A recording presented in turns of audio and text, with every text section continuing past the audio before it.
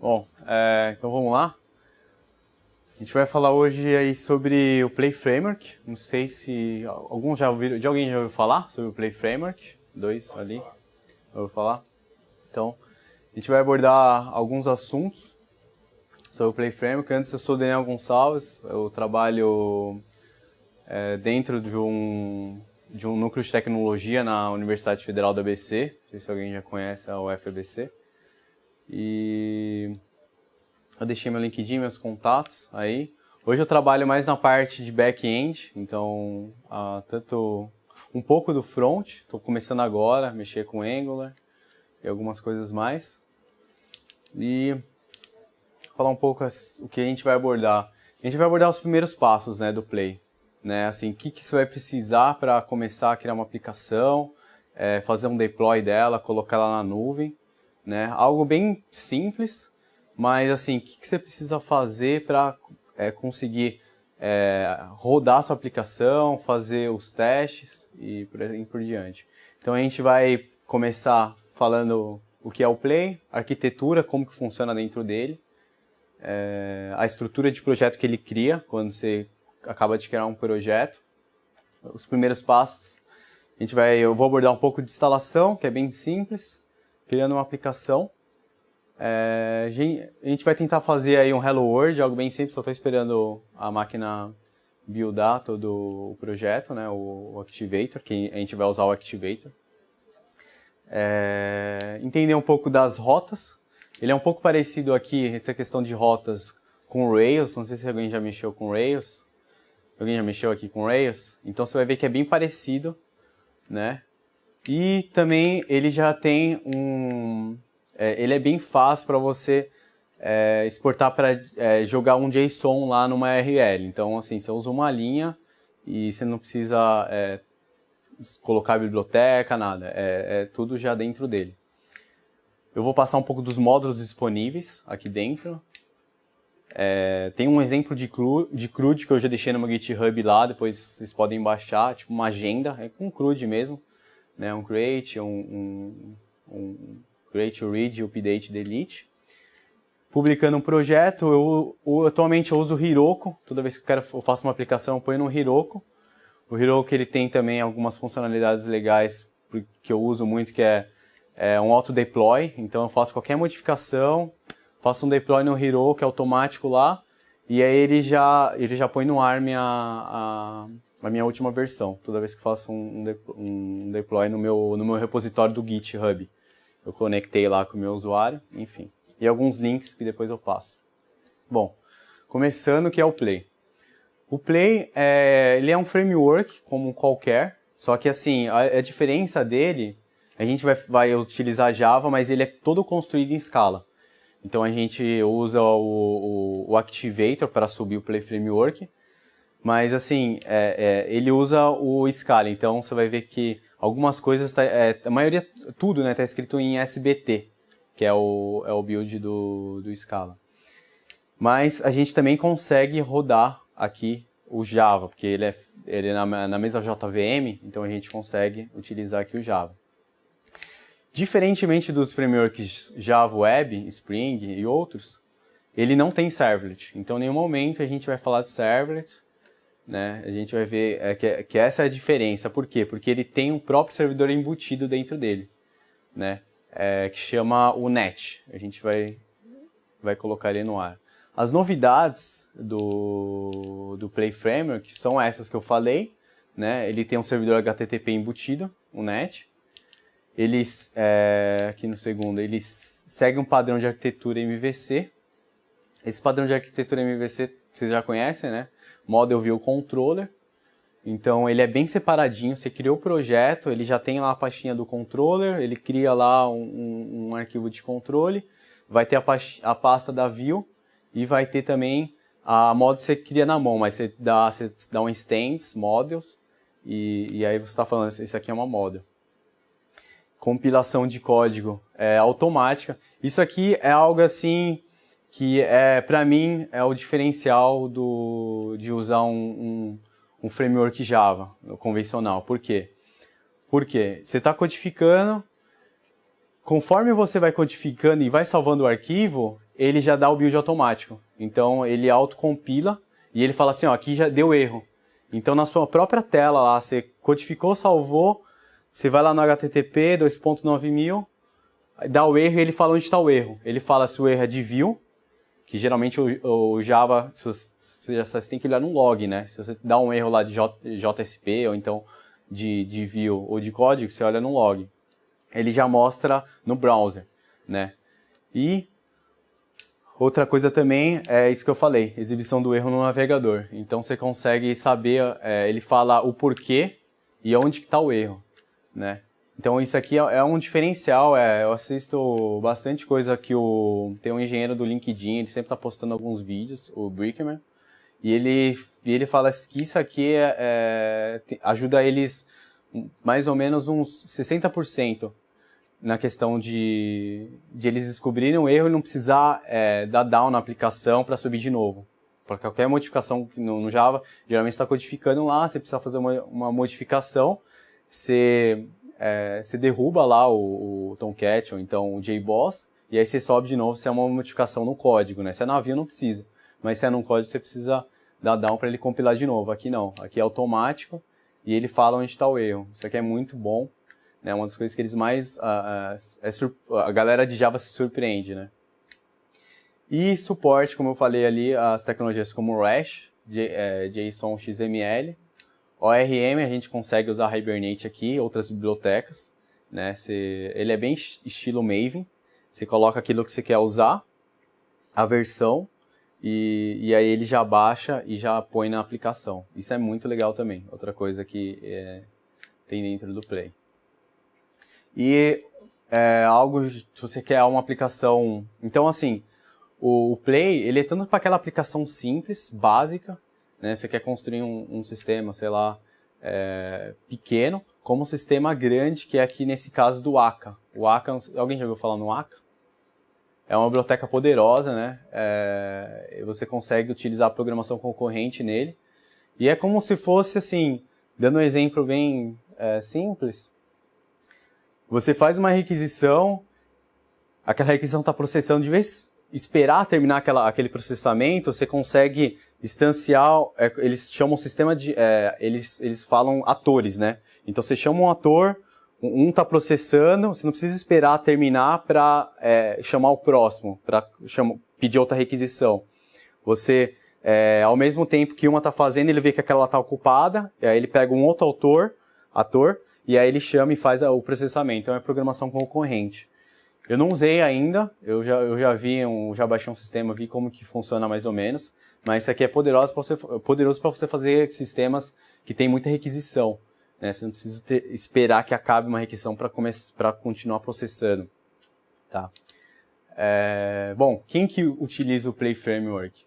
Então a gente tem aqui 3 cases, né? Tem mais no site do Play Framework, assim que você entra, tem mais 2 que eles colocam, mas esses eu vejo como os principais, assim, o LinkedIn, eles falam muito sobre o Play Framework, eles utilizam mesmo, né, como principal, né, framework principal, eles têm o Node também lá, mas eles falam muito bem do LinkedIn, do Play Framework. O The Guardian, que é um dos maiores jornais europeus, né? Eles têm uma plataforma que qualquer jornalista entra lá, você mesmo pode entrar e pesquisar qualquer assunto, qualquer ano, é como se fosse um filtro de todas as notícias já publicadas lá, eles fizeram em Play isso. E essa Guild é um e-commerce, um e-commerce bem famoso lá fora. Então, são 3 cases, tem outros cases também, um pouco menores. E vamos falar um pouco de arquitetura, que é uma das coisas assim que eu vejo que é principal. Bom, essa imagem eu peguei na própria documentação do Play Framework. Isso aqui é o básico assim, para a gente começar a mexer com o Play. Como eu falei, ele segue um pouco aquela estrutura do Rails, mas é um pouco diferente.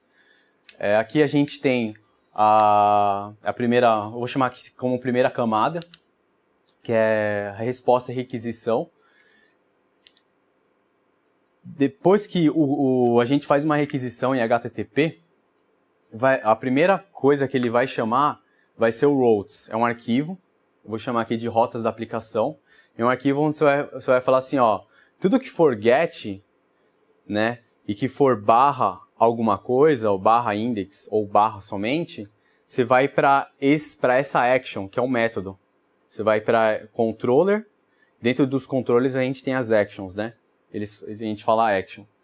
E você vai para essa action específica. E tanto você pode usar post, get. Então ele como se tem é um arquivo de rota mesmo. Então tem várias linhas, você vai lá e cadastra, ó. Get barra API all, né? Todos os API barra contatos, todos os contatos.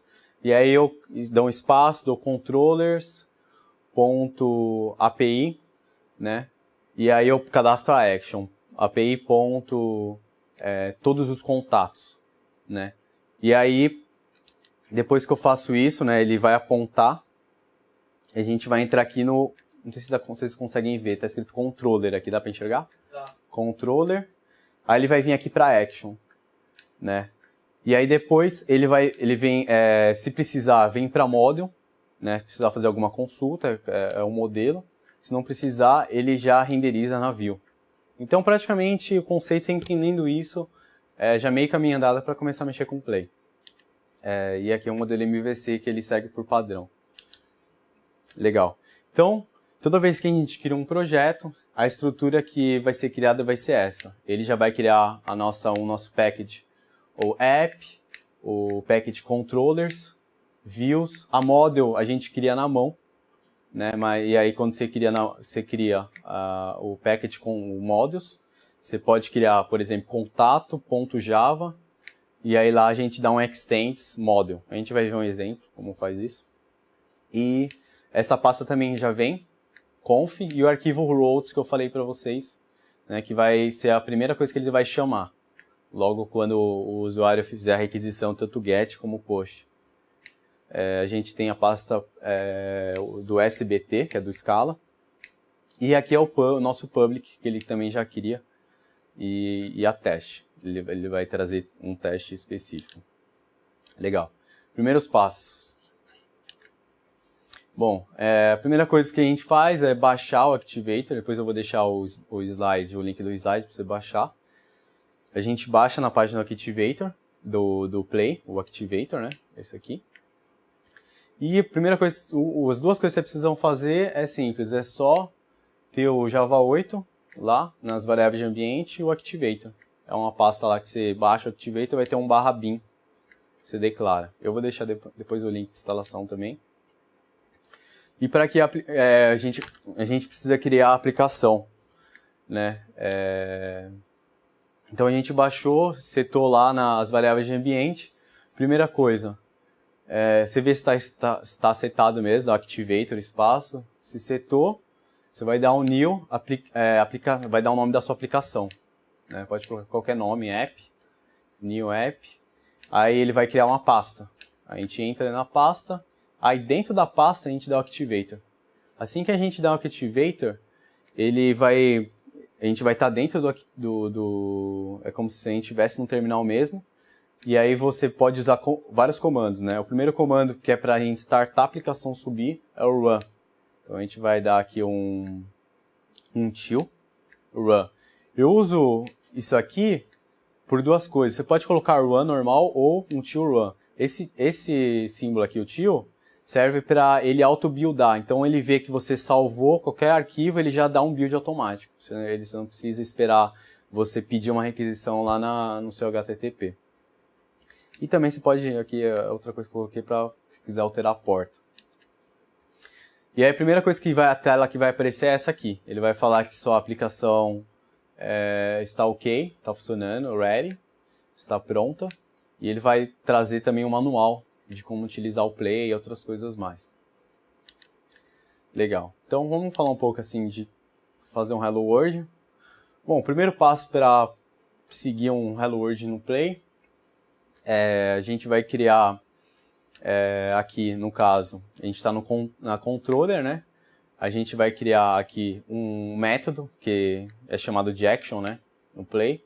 A gente cria essa action aqui, retornando toda vez que for ok, eu vou jogar para view hello. Eu vou criar uma view chamada hello, que é essa aqui embaixo, hello.scala.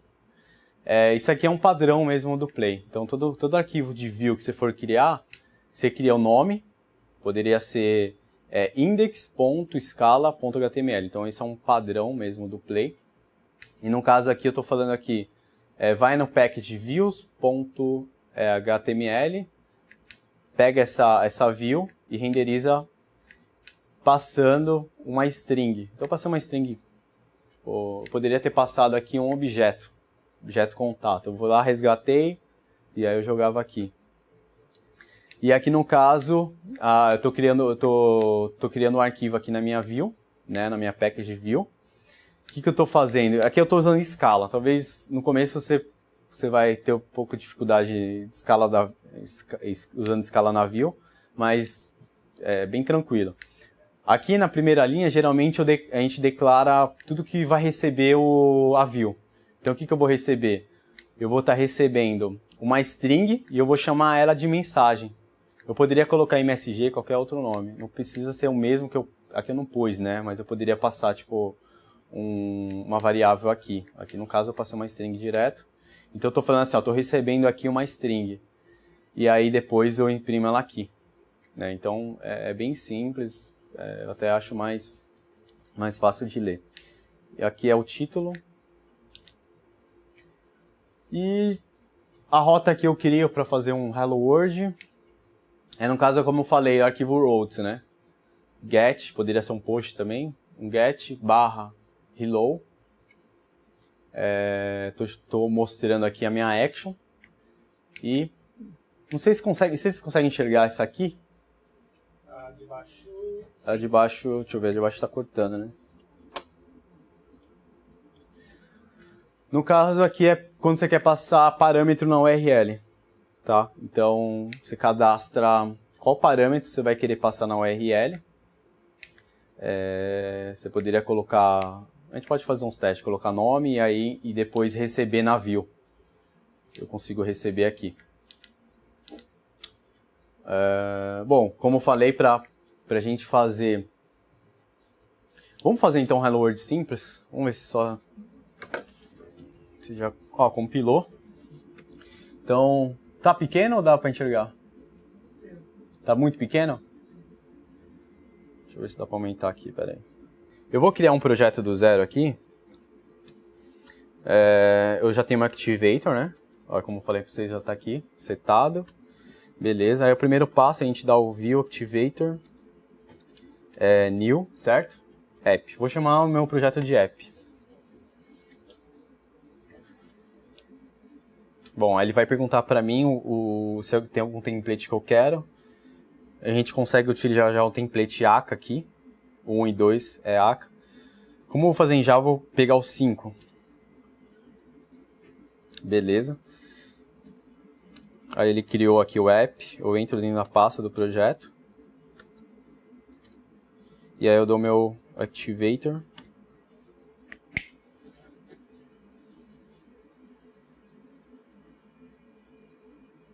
Legal, aí foi.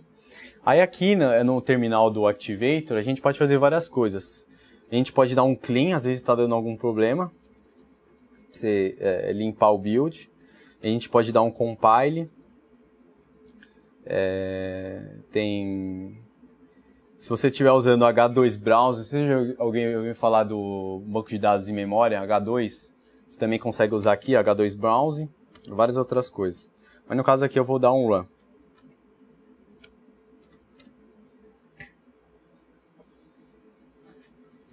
Só subir o projeto. Beleza. Aí ele falou que subiu. Aí, como eu falei para vocês, net server, tá vendo? Ele está usando um servidor próprio e jogou aqui na minha porta 9000. Beleza, então vamos acessar aqui. Localhost.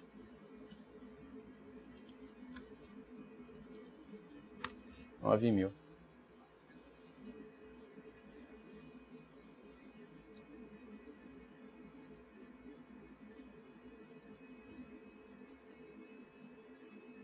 Compilou. Beleza. Aí ele tá falando assim, ó, a aplicação tá ok, tá funcionando. Bom, E como que funciona agora dentro dela? Vamos fazer assim, eu vou abrir ele aqui no IntelliJ. Você consegue usar o Eclipse Scala também, mas eu prefiro o IntelliJ porque eu não preciso declarar nada, então é direto. Então eu vou abrir meu app aqui, ó.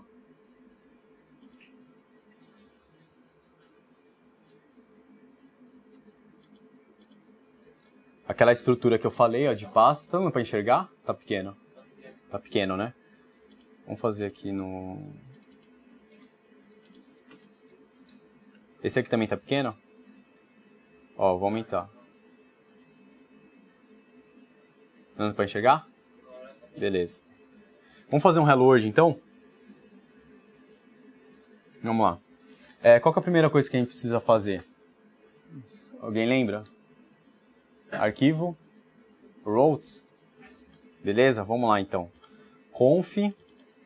Routes. Vamos dar um get aqui.